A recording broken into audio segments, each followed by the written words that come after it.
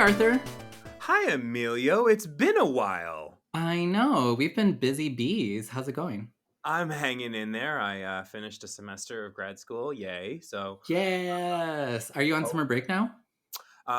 Sort of. I am doing one summer school class that runs for 4 weeks, one Saturday a week, and then I'm done. And then I have a regular summer. So I'm a little normal this time. Okay, Thanks for so we asking. can we can probably expect a little bit more of you in the weeks to come. You, you and our glorious audience can expect as much of me as everyone can handle, which is far too much.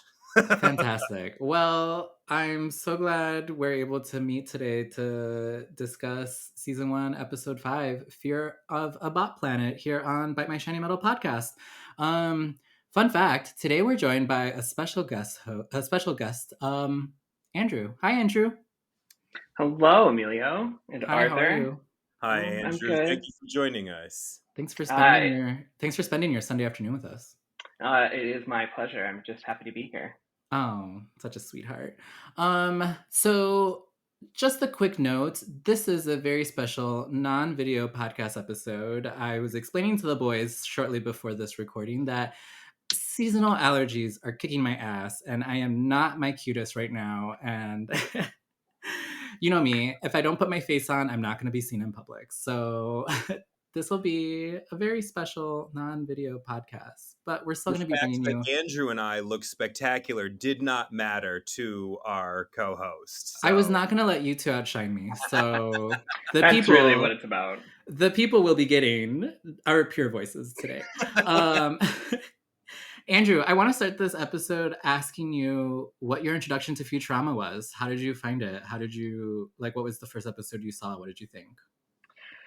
So I don't actually remember the first episode I saw. It was one of those shows that like Simpsons adjacent when I was a kid, but it was on late, so not something that I really followed back when it was first on. But I remember probably in college, um, I was sick and sort of bedridden and flipping through Netflix back when it was on Netflix, and just sort of binge watched it. The set of original seasons before it came back, like the first or second time, and yeah, I'm a huge fan of like adult animation in general, and I've just found it hilarious and a good time. So I've definitely binge watched the entire thing multiple times since then.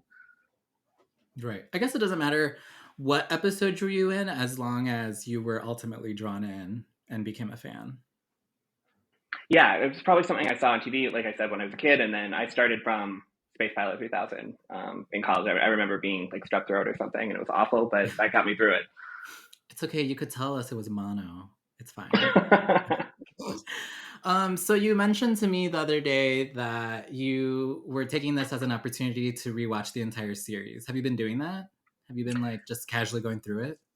Kind of casually going through it and watching some of the personal favorites, as opposed to starting from Space Pilot 2000, which I probably should have done, so I can keep up with your lovely podcast. But yeah, it's a little more casually than I'd like. But now that I've moved and settled in, I can probably get back to that. Yeah. Official rewatch. Does an episode stand out as a favorite, not just from the first season, but the whole show? Yeah, so probably two that really do it for me. One is Roswell That Ends Well, which I just find absolutely hilarious. I really like historical fiction, like to read. So where fictional plot lines, but real events, and so not that the alien sighting at Roswell was necessarily a real event, but there's a little bit of historical fact to it. So I find that really entertaining and fun to be a part of. And then Fishful of Dollars is another really good one. I just think it's really well done as a story. Oh, that's coming up. Is that first season or is that It early? is the first season. I was actually just looking at the roster list of our episodes. It's right here in front of me. Fishful of Dollars. It's the episode after this one. We finally get a Zoidbug story. It's finally time for Zoidbug. Oh my god. We haven't really had any Zoidberg. He doesn't really get a lot. I think he's kind of a side character, really, for at least the first season. It's just, especially like in this episode, Fear of a Bot Planet, like he gets to be gross and Zoidbergy, and that's kind of his only bit. And then I think a little bit later he starts to really feature a bit more. Yeah, like in season 2, he has the "Why Must I Be a Crustacean in Love," where he goes back to his home planet for like mating season. Um, Episode 2, I think, is really where he starts to, not to say like come out of his shell, but like they Yeah. start they start to use him a little bit more starting in season 2. But I think it was well done because like they obviously used the first season of like almost any show to like establish things, establish characters. And so like season 2 they're able to like run with it more.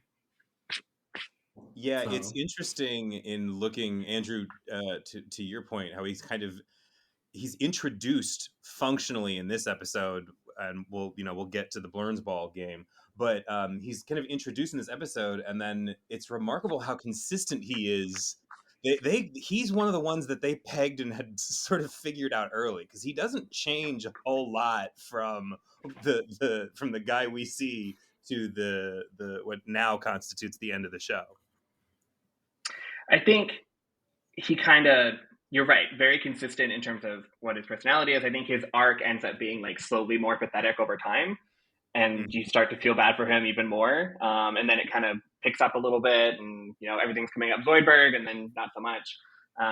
But throughout, there's definitely a through line of he's kind of this pathetic doctor that is really bad at his job and eats gross stuff. Yeah, he's a raging incompetent. Of a show full of people who should all be doing different stuff, he's really the worst at his job. Yeah, I think I was understating a little bit when what did I just say? Bad at his job? No, I think you put it right. He's ragingly incompetent. yeah. Which is like surprising because in a like obviously not to like throw a spoiler out there, but like in a later season we have a flashback to when Zoidberg is like in a war with the professor and he seems competent. Like he's able to like be this doctor in the battlefield. The one where like the doctor's suffering from like Yetiism. Yeah, no, I was thinking about that when we started talking about it. Like his arc of getting more pathetic over time. Like he started out being a physician or whatever he calls himself, and then there's also that when the past cruise, like, and the trauma he's been through, like slowly making him worse. I can't remember the name of that episode, but I just The remember space him. wheel. Yeah, that one. Yeah, and it's interesting that these are all post cancellation, post movie episodes. So, because we've talked about before the kind of multiple phases of Futurama. You have the original Fox broadcast seasons. You have the 4 movies that were cut up into the Comedy Central seasons, and then you have when the show was brought back again, and then you'll have the Netflix one. But they flesh him out so much more as a human being in the post cancellation seasons. And it's interesting that they're able to marry them up and make it clear that exposure to the professor will either get you killed or turn you dumb. Very true. I guess I never really like the professor's the cause for a lot of Yeah, the accidents professor's around here. nuts. Yeah. Okay. So circling back to Fear of a Bot Planet, the original air date April 18th, 1989. Written by Evan Gore and Heather Lombard. The what? So, oh gosh, I don't even. Okay, so like some of the fun facts that like I was like rounding up when I was doing this internet research. When they're on, actually, is this the first time they go on like an actual away mission? Not away mission. This isn't Star Trek. On like an actual delivery to another planet. Well, a delivery, yes, but remember they did have a mission to Vergon 6 to save the animals. So Yeah, but it was like an uninhabited planet, basically. I guess this is like the first time they actually have like an actual delivery mission. Yeah, this is the first time they're taking X to Y place. Right. Okay. I guess the pacing was good. I didn't mind it. I didn't think it was weird that like, oh my god, it's episode 2. Why aren't they making a delivery to like something other than the moon or something like that? Okay. Um, so it reminds me of the classic Simpsons bit where they're watching Itchy and Scratchy, and it's something about a fireworks factory within the Itchy and Scratchy cartoon, and Millhouse is going, "When are they going to get to the fireworks factory?" oh, that was the episode with Poochie. Yes. Yes. Okay, so in the episode, jumping a little bit forward, the robot mayor says that they have made 146,000 unsuccessful human hunts in a row. And basically, if the planet only has one human hunt a day at 5 o'clock and the rotation is the same as the Earth, then they've been doing this for 400 unsuccessful years. And I was kind of laughing at that because it was like, doing the same thing over and over and expecting a different result is that not the definition of insanity? It's Maybe. also kind of a robot doing a mindless repetitive task. I mean, I think that's a recurring theme, is that robots do mindless recurring or repetitive tasks. But it also made me wonder, like, 400 unsuccessful years. So 400 years ago, was that when the robots first sort of settled on Chapek 9, or did they manage to catch a human 400 years ago? I don't think that that's necessarily made clear. Yeah, I mean they are robot separatists, so I was under the assumption that that's when they got there, like 400 years ago, because the professor says that it's a planet inhabited of robot separatists. So that's how I took it. Um, It very much feels like they were the kind of people to get to an uninhabited planet and do a human hunt every day just to make sure that it stayed that way. Well, that makes sense because they have a very like scary impression of humans because like in the movie that Fry and Leela sneak into, the like human is like terrifying to them. It's like hunting down like Johnny and Betty at the top of Makeout Hill and like eats his head. So they I have think you mean Rusty and Wendy. yes.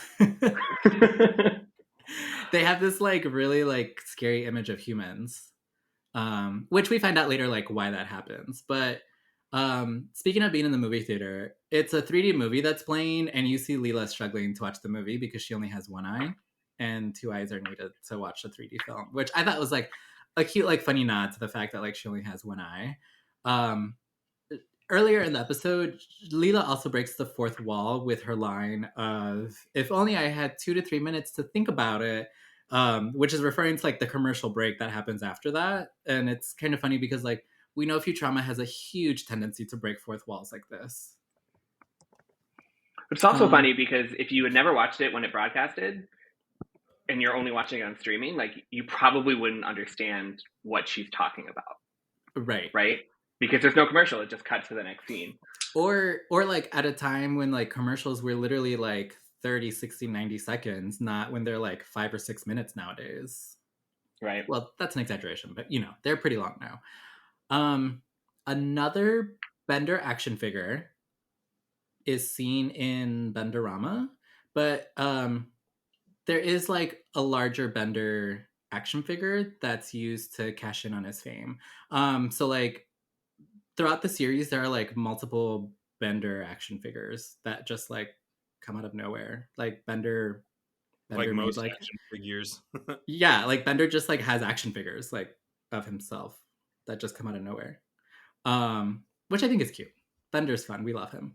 It's Uh, honestly, it's not that fundamentally different from Funko Pops. Like I was at a comic book shop because I got brunch with a friend earlier today, and I yeah. was waiting, so I went into the comic book shop next door. It is insane the number of detailed individual Funko Pops they have for everything. So it makes sense that 1,000 years in the future, somebody like Bender can have these robots of himself made up again. I refuse to think about and acknowledge how many Funko Pops exist in the world. Like how many different Funko Pops exist. I just refuse. It's like unfathomably blah blah large. Yeah. Um, so we've said the planet name a couple of times. The robot populated planet is Chapek 9, which is named after Karel Čapek, who is a Czech writer who originally coined the term robot. So it's like a cute little throwback to the creator of this term. Um, the horn that's sounded for the human hunt on Chapek 9 is the sound of an Apple Power Mac powering on. You know it, the like iconic. That one? No, the that's like the hunting horn. That like the sound that an Apple computer makes when it would first boot up. Um, that Excuse one. I can't make it now, but like that's the sound that they use to initiate the start of the human hunt, and it's so funny. Um, this one I got a good laugh out of. The movie theater is playing multiple movies, and they're all parodies. They're all robot parodies of like human films. They are Barbot Streisand in Yentltron, which is a parody of Barbara Streisand in Yentl. Buffy Bot the Human Slayer. I Was a Teenage Human, and It Came from Planet Earth, which is a parody of It Came from Outer Space. Um, I thought those were funny. I would pay good money to see Buffy Bot the Human Slayer. Yeah, for sure. I want to tread very, very lightly here. Buffy the Vampire Slayer is not my gig, but I understand that for people whose gig it is, they absolutely adore it. So I love people's passion for it. I have never seen an episode of Buffy. I guess if we're asking which one of these I would pick, I'm very curious about the Barbot Streisand in Yentltron, like a robotic interpretation of Jewish culture would be very interesting to me, and I mean that in the most affectionate way possible. Well, we and they celebrate Robonica in this Yeah, episode, Yeah, which yeah. they Along with also Robamadan, along with acknowledging the existence of Robamadan, which I really liked. yeah, and there's a few episodes where we see a robot rabbi because like we have the like robot priest Yeah, and and Hanukkah Zombie. Hanukkah's Oh, which isn't a robot, but Kwanzaa bot. features. Yep. There's like a lot of different robots for the religions. I love Kwanzaa. I can't wait to get to Kwanzaa. Oh my gosh. Um and the opening subtitle is featuring gratuitous alien nudity, which is kind of out Mm, of place because it's God all about bless. robots. We love nudity. In the yeah. In this episode, Fry and Leela are the aliens. Because Fry is just like whipping it out in an alley to take a whiz. Well, Yeah, it's an interesting point because Leela's always called herself an alien up to this point, right? And she doesn't she goes out of her necessarily. way to call herself an alien in this episode Yeah. too. For sure. One eye, one One, alien. definitely not human. Yeah. So we've discussed this before. This episode is one of the episodes that features a cold open, and we start with Fry and Leela seemingly on a date at the front of the Planet Express ship. They're talking about like the vastness of space and everything that's out there. We see this Saturn-like planet the Saturn-like planet that's like off in the distance, and then it gets squished like a bug on the windshield, which I laughed at because I was like, oh, it's just a really tiny Saturn-like planet that they just destroyed. Um, which is like, I think after season one, we really don't get a lot of cold opens. Well, I not don't think always. so. I think it's Not in it's the- very very much a season one thing. I think it very becomes much so. rarer as the show goes on. They do it more, I think, in the post cancellation seasons than in the from Space Pilot 3000 to the Devil's Hands or Idle Playthings. But yeah, it I choose to believe the cold opens are a further homage to Star Trek.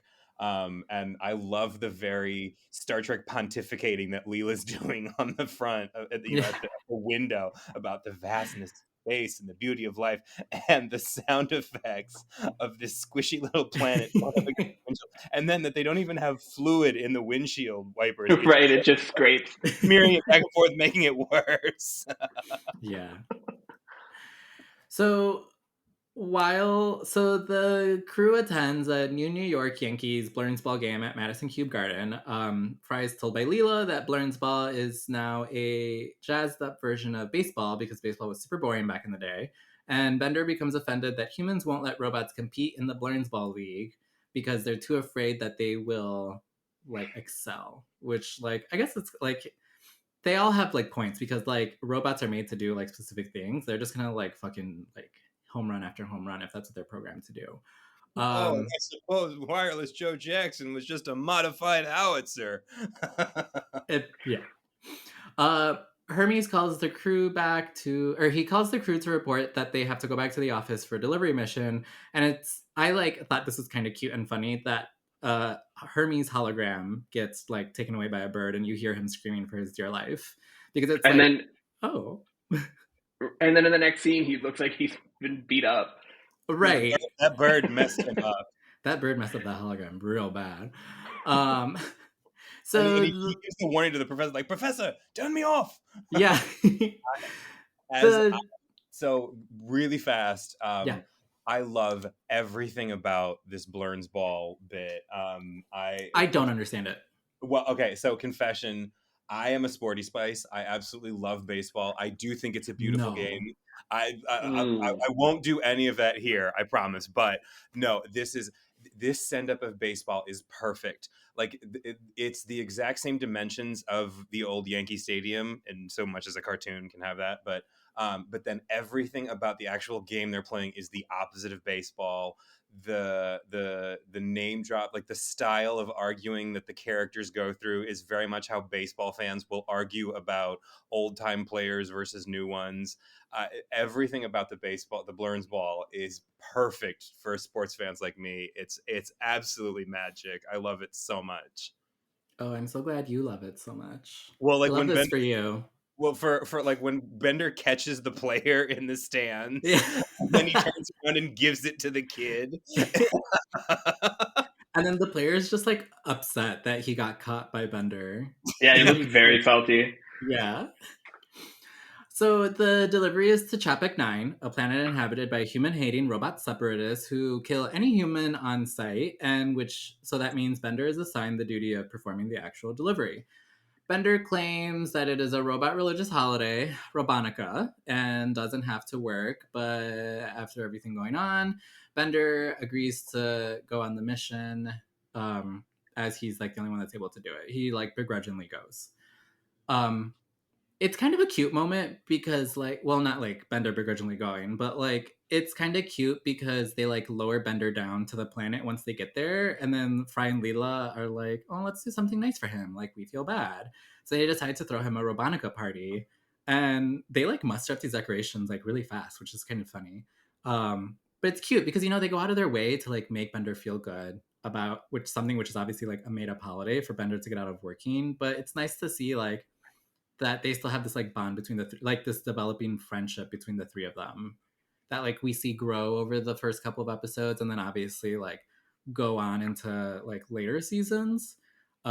We see like obviously Bender like will say like death to all humans and all that, but he'll always throw in like except you, Fry, because they have these like close feelings for each other. They then receive a rushed message from Bender, who says that he has been captured by the robot separatists when they find out that he works for humans. And in order to avoid being killed on sight, Fry and Leela disguise themselves as robots and infiltrate the robot society. Right off the bat, these are terrible robot costumes. Their hair is still showing, their skin is still showing, but I guess for the sake of like drama in the episode, like they work. But they work. Yeah, I Um, was gonna say they work, it and it's works. clear. One of the things I love about the robots in Futurama is the robots in Futurama were clearly built by human beings because they have every single one of our flaws and fallibilities. It's Yes. spectacular. Like face blindness, right? Like they don't know. They can't remember humans. Yeah, and like robots that could do like complex calculations and all these other things, like they will make the simplest mistakes or um like fall for like lies and all that. And it's funny because like they show up to the guards at like the entrance to the town, and they're like these two big hulking guards are like giving them a test, and they're like, which would you rather prefer, like flowers from your sweetie, a puppy, or a formatted data file? And so Is the puppy mechanical in any kind of way? No, yeah. it's just a bad kind of puppy. They obviously go for the like formatted data file, and then they say that what was it, flowers would have also been Power an would also acceptable have answer. been acceptable. Yeah. They're looking through town, or like they're like exploring town looking for Bender, and I laugh because we see a sign in passing that says, "Got milk? Then you're a human and must be killed." It's so funny. Because it's like so random and like one of the signs that like a throwaway sign, but like you have to laugh at every time you see it. For our younger listeners, Got Milk was an actual hugely successful marketing campaign that encouraged an entire generation of people to drink milk. It was phenomenal. They got anybody who was anybody was in a milk ad at some point. Yeah. With the fake milk mustache that we Yes, found I out don't was know like how they painted were on. drinking milk like that to get that mustache, and then that campaign just stopped, and I have not seen an advertisement for milk since the Got Milk campaign. Yeah. This might also be kind of a deep cut, but Andrew, do you remember um the Rick and Morty episode where they're stuck in holograms and Jerry is accidentally stuck in the hologram with them at the ad agency? Yes, I do remember that. Okay, and he comes up with Hungry for Apples. Yes, and it was like they agree with him because the simulation's like falling Yeah. apart, even though it's terrible. Yeah. They're I like, just I was watching that episode the other night and then I watched this episode and I was like, oh my gosh, like this is so funny that like they obviously like they're both referencing like Got Milk, which I thought was funny. Because it's something that like lives in everybody's head. well, so it's the second reference in the show that's like kind of a '90s, early 2000s like carryover, like the pager at the beginning, but it's a hologram. Yeah. Um, and then this, like, again, if you didn't watch this back when it first aired, or you aren't from that like generation, that joke is just over your head. Um, so it's just interesting to think about. Like, I didn't watch it when it first aired, but I was still young enough to get it. But there's probably people watching now who have never in their life consumed cow's milk, right? They grew up on alt milk. Alt Yeah, milk. they grew up on nut milk, which, as a queer podcast, who among us has not? But Yeah. Okay. No, I'm kidding. Or like in that sense, like interacted with a pager. Or like I know we're getting to a point where people are like, oh, it's the save icon when you hold up like a floppy disk. a floppy disk. Okay, about pagers, I will confess, I was born. I know what pagers are. I still don't know how they work. Like, I'm not Um asking for anyone to tell me, but they are a piece of 90s technology that I remember very well and don't actually understand how or why they exist or work. Like, Pagers are I mean like you get the vibration that someone's calling you without someone actually calling you, and then you have to find a way to call them back. that's And essentially what it is. that just seems very convoluted, even for the 1990s. I know. My parents had one and that's essentially what it is. It's like, oh my god, page your father. And then like we would page my dad and he'd have to find like a phone at work to like call us from If my mom told me to page my dad, you know what I would have done? Walked into the living room and yelled out, it. "Hey, Dad! Mom wants you." Yeah, that's essentially what it is. Okay. I'm sorry, I derailed us. I apologize. Anyways, got No, milk. Then you're a human and must be killed. yeah. No, it's fine. It gave me a moment to blow my nose. Um, so then it being a robot planet, they like I think it's like 5 o'clock hits, 3 o'clock or something, and like all of a sudden they're stuck in all this robot traffic that's going on. Um, and so Fry has to pee. So Fry goes into an alley to take a big whiz, and a robot comes up to him and he's like, "Sir," or Arthur, do you know the line? Sir, are you aware that you're leaking coolant at an alarming rate? He's like, "Oh yes," and I think I'll be. He's like, "Yeah, I think I'll be paying It's a little it, bit more." it's stopping just about Mhm. now. Yeah. Uh, now. They get discovered to be humans. Leela kicks the robot's butt, basically knocks him over. Robot human, like anti-human police, I forgot what the van says, like comes up and like starts to chase them down. So they run into a robot movie theater to hide. Fry and Leela obviously blend in with the crowd with their terrible robot costumes. And it's funny because they're like watching this movie with Rusty and Wendy get eaten on Makeout Point. Okay, yes, I got all that right. They basically get attacked at Makeout Point by this human who is like He like exposes his organs just like willy-nilly. Like, with I my will digest you. mighty organ. Yeah.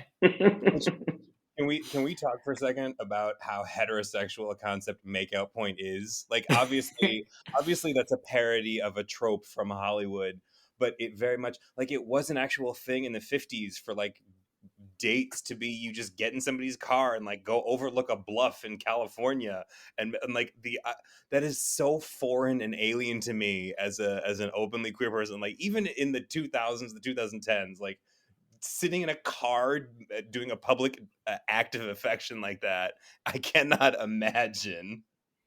I have no comment. I mean, am I gonna be the one to say, Arthur, that's why we have dark parks and parking lots that are dark and seedy and cruisy after 10 p.m. That's our Again, makeout point. right, Yeah, but seriously, the park and ride lot. Yeah. Not the park and ride. well, see, I don't possess the subtleties to cruise effectively, so I would have been shit out of luck in the 50s. So I yeah, but make out point. That's a very quaint idea. Yes, makeout point. Not arc and ride point. Well, some of them it was. Um, so Fry and Leela get stuck at the start of the robot hunt.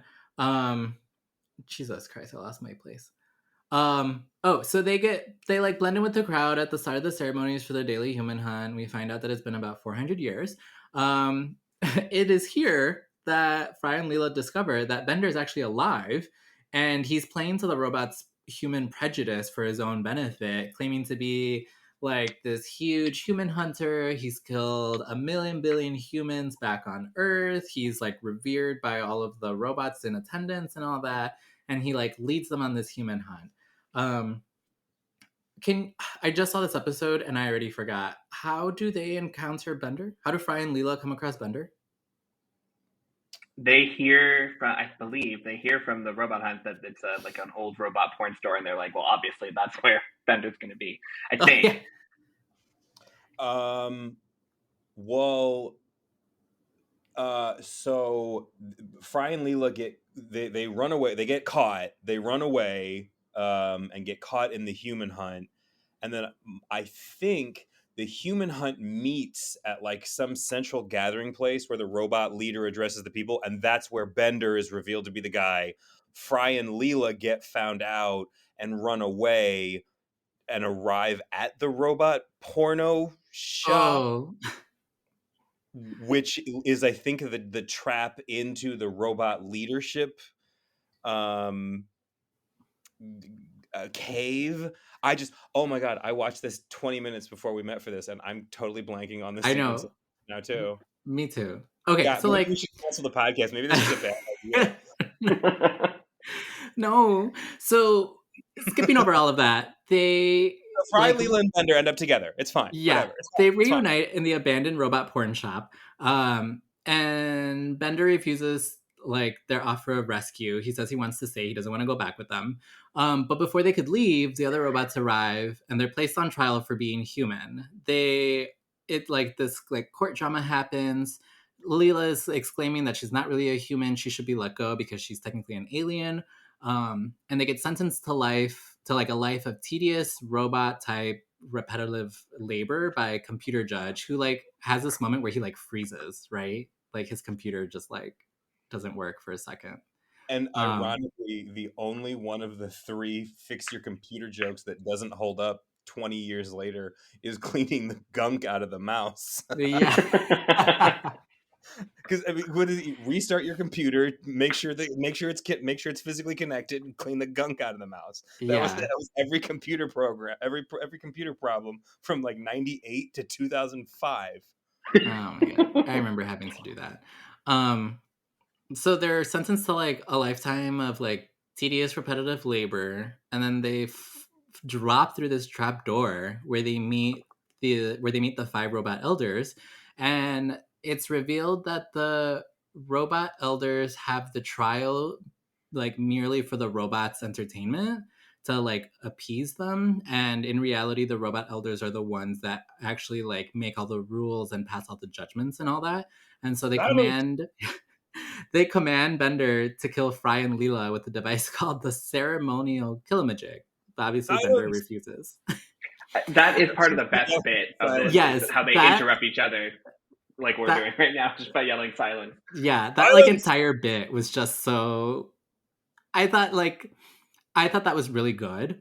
And then Silence. I just like I just kept I just I just kept laughing where Fry's like, let us go or else I'll breathe fire on you. And they're just like, wait, can they Wait, can really they do do that, or that? can you make that up? And Leela's like, he'll do it. He's crazy. It's like, wait, can they do that? So yeah, the robot elders like reveal that the humans are just being used as a scapegoat to like distract the population from the actual problems going on, which is the lug nut shortage. And obviously the incompetent, corrupt government of the robot elders, who are definitely very incompetent. Um, That's for sure. yeah. Shut up, Jimmy. Yeah. Huh. So the Fry threatens to breathe fire on them. They escape, and they're pursued by a horde of robots, which is always so funny that like two humans and a robot are faster than like a horde of robots. But they manage to escape to the winch. They go up, and just as fast as the winch is able to go up back to the ship, the robots start stacking themselves like when you would like stick markers together end to end back in the day. And so they Well, just they're like also sorry. go. There actually was, and I know because my mom had them growing up. It was a toy that were these like wooden robots that you could actually stack together on top of each other. Like picture like Yertle the Turtles, but made out of wood and in the shape of 1950s and 60s robots. And so you actually could stack them on top of each other, and that was part of the game that you would play, is who could stack theirs up higher before they fell over. So I would guess somebody in the writers' room had those toys growing up. I I have no frame of reference to what you're talking about, but I Yeah, It's me fully neither. That is believe a deep cut. I fully Yeah, believe it's you. it's very like 19 like 50s, 60s, 70s Americana, but yeah, no, it was an actual toy too. So I I fully believe that's why you you, have me even on though the I have. podcast is for inane 50s white people trivia. So Okay, Grandma. Let's get you back to bed. you used to have a device that would tell someone to call you, but wouldn't actually call you. Well, the save icon. What is that doing on your desk? Yeah. Oh my gosh. Bender remembers that he never actually delivered the package. He puts it in the hands of the robot on top, which unbalances the tower, and they fall over. Um, you see some cute moments of like robots hitting the ground and just like exploding, and then the package hits the ground, to which lug nuts fly out everywhere. Lug nuts, precious lug nuts, flying everywhere, curing their shortage. Um, do they renounce their human hating ways here? Or did I just like make that up for my discussion? Do they say anything? They I think it do. just kind of ends because a lot of the robots fall and smash into pieces, and then there's the one that says the precious lug nuts, and then I don't recall them saying much after that. I thought there was one "We love the humans" line, but I could be completely making that up. Um, but yeah, I love Bender's realization. Oh yeah, I never did this. Like he couldn't even. I would have sworn he would have thrown the package away or like dumped it in a sewer. The first thing he just left it in his chest compartment the entire time, and then decides to give it to them at the moment of peril. it's And that's so classic Bender, though, right? yeah, and it's like absolutely perfect. and like this had me thinking like, did Bender like realize and then deliver the package as a way to like stop the robots, or was it just Bender being Bender and saying like, oh yeah, I forgot to do this thing, let me do it now? It was definitely Bender Fully being Bender. incidental. Of course. The episode closes with the crew en route back to Earth, celebrating Robonica with Bender, talking about how they missed him and they were sorry and they want to celebrate. And then it's funny because like Fry and Leela start doing the robot, and Bender is genuinely confused because he can't do it, and they're doing it better than him. And he's like, "Wait, how are you doing that?" And it's funny because like Leela's like really good at the robot, and Fry gets better at it, and Bender's just like confused because he can't do it himself. I mean, insofar as cartoons can do the robot very well, I don't know. It's tough to make that judgment. I think. I don't know. They could do the robot better than me, so fair enough. Fair enough. Andrew, what was your favorite joke or reference this episode? Okay, so I kind of have like 1.5. So I love the line, which is kind of a throwaway, when they're on their way to the robot planet, and Fry's like, "So this planet is completely uninhabited," and Bender says, "No, it's inhabited by robots."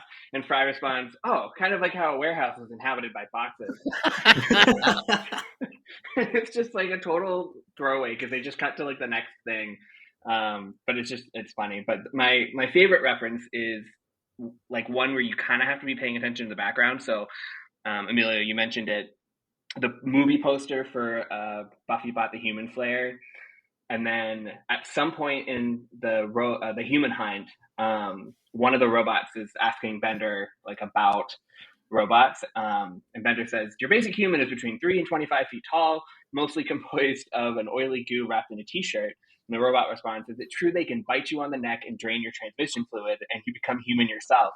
And so if you were paying attention, Buffy the Vampire Slayer, Buffy the Human Slayer, and then they make this vampire joke.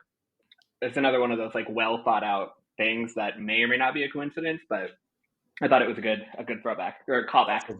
That's a great catch. I never married those two together despite watching this for 23 years. That's really great. Oh, Andrew, teaching us new things. See, this is what I miss not being a Buffy guy. This is part of the world that my eyes have not seen. Okay, to be fair, like it's just a vampire joke. Like, yeah. Do you know what a vampire is? Do we have no, I avoided Twilight like the plague, so. You missed out on Kristen Stewart and Anna Kendrick at their best. But apparently not Robert Pattinson. His Batman was pretty good. But I digress. I'm sorry. I'm taking us off course. Arthur, your favorite Joker reference? When Fry and Leela are trying to disguise themselves among the robot hordes, and Leela whispers, "Try to disguise the fact that you look so crummy," and it cuts over to the completely different robot. It's just walking next to her and just goes, "Oh, that was called for." So that's my favorite joke. Although the crumpled nothing but crumpled porn and Ayn Rand is pretty good. Oh my god, I forgot about Ayn Rand in there. Yeah, nothing but crumpled porn and Ayn Rand. Oh my god. I forgot about that. So I do have 1.5. 75% of one, 75% of the other makes for 150%. Yeah, I think mine. Oh, I was just watching this earlier. You keep saying that, honey bun. We're not so sure. Maybe not. I'm not so sure either. Did I watch this earlier today? No, I did. I had it right. I watched it right after I woke up over my first cup of coffee. So my mind was only half there. No, I did enjoy the like robot elder scene, like from like the entire scene where they like fall through the trap door to when they run away. It's funny because I think it's like a fun parallel of like a secret government running things, and they're using humans as like a scapegoat to like hide the true troubles that are plaguing their society. And then also just like Fry threatening to breathe fire, and them going, "Wait, can they really do that, or did we make that up?" Which I thought that scene was like cute and funny. There were a lot of funny moments, but was there anything that you thought didn't age well, or anything you thought this episode could have done without? I mean, the open with the Blurnswall game, like you know, but all it's just right. it's just kind of introduction. Wait a minute It's here. just an introduction to the, you have a delivery. Like, I get it. It's something that they were doing something else and now they're going to go work. But it was just kind of like, I still don't really know what a blurn is. Like, It's I don't know. Did it add anything, or could they have been doing literally anything else before Hermes Page the Professor? Again, I completely. If you have no contextual knowledge for baseball, I totally get it. I think it works if you are like me and someone that loves and understands baseball. But I think as if I would like to imagine that if I didn't love baseball the way I do, I would still appreciate that they attack it as no. This was boring. It was boring then. It's still boring now. We've jazzed it up in the modern way that we've jazzed things up in Futurama world, but it's still effectively boring, and you have no idea what's going on, and you're only there maybe for 30 seconds. Like none of it's actually important. Yeah. To be fair, Fry does try to get a grasp of Blurn's ball, and he's like, "Okay, I get it." So yada yada yada, and Leela's like, "Yeah, you're getting the hang of it. Except for your use of Blurn, she was like, you just used it way too much out of context." And it's like, "Oh, I thought Hey, that's what she's I doing, think I'm getting Blurn." the hang of this. The that, and the other. Other than the word "blurn," nothing you said made sense. Yeah. Again, as some of our some people know, I literally have a baseball tattoo. I love baseball. I, it, if you have a context for baseball, it's very funny. But they could have used any other device to get them to the delivery, which is it wouldn't have taken. They didn't have to go through Blurn's ball to get to Chopek 9. So Andrew, I completely understand where you're coming from. Sorry, Arthur, but I'm gonna have to agree with Andrew. Ooh. I could do without the Blurn's ball scene. You know what? Sporty spices have been prosecuted and misunderstood throughout queer history, and this is just another extension of that. And I understand that it's the bad life chosen. I mean, I guess this is the like worst time to tell you that I'm gonna skip every episode with sports in it. So, There is no way we are skipping time keeps on slipping. There is no way we're doing that. Okay, We except that one. are. Well, it's not even like a sports centric episode. It's the Globetrotters and Chronoton skipping time. it's it's it's Futurama making fun of Space Jam, which is also why I will 100% be talking about it. But I'm sorry, Andrew, I cut Yeah. you off. Well, no, I think the only other sports, like, super sports centric episode I can think of is when Leela plays Blurns ball. We're gonna talk about baseball one way or the other, Emilio, baby. We're doing it one way or the other.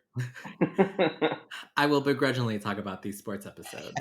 Only because like the Leela one is like she's the first female Blurns ball player, even though she's terrible and they're using her as like as a gag. Um and I'll talk about the other one because it's about the Globetrotters referencing Space Jam. So there you go. Something for everyone. Something for everyone. Well, thanks so much for joining us, Andrew. We really appreciate you spending your Sunday afternoon with us. You're in Eastern time, so it's clearly early evening for you. You could be doing way better things on a Sunday. I don't know. Could you? My pool's not open yet, so next best thing, I guess. Boy, get a load of Oster's Rockefeller here. Would the pool not being open really stop you from just lounging around in your Speedo? Probably not. You're lucky I'm wearing pants right now. So Pants? Are we though? Well, not from what I've seen. As soon as I made that joke, I was like, there's no guarantee either of them are, so Hey, that's fine. Listen, we as queer people, specifically queer men, have a right to express ourselves as we see fit, and a lot of times that expression comes in the form of very short shorts. We as gay people get to choose how little clothing we wear. Excellent. And I do think of Roxy Andrews every morning at the bus stop. Katya read the fuck out of her, but was right on time. Oh. If we start talking about Drag Race, we're going to be on here for another hour. A separate episode. That's right. We can clock in at under 50 minutes. Andrew, thank you so much for joining us. This was really wonderful to have you. Thank you very much. Thank you so much for having me. It was a pleasure to be here. Yes. And thank you to everybody else who tunes in and watches and downloads and gives us a listen every time or every episode. We will be back with a fishful of dollars on our next episode. Sneak peek, Fry becomes rich for a brief God moment. bless him. For a brief moment. Alrighty. Bye everyone. Thanks for Bye, tuning in. everyone. Thank you for joining us.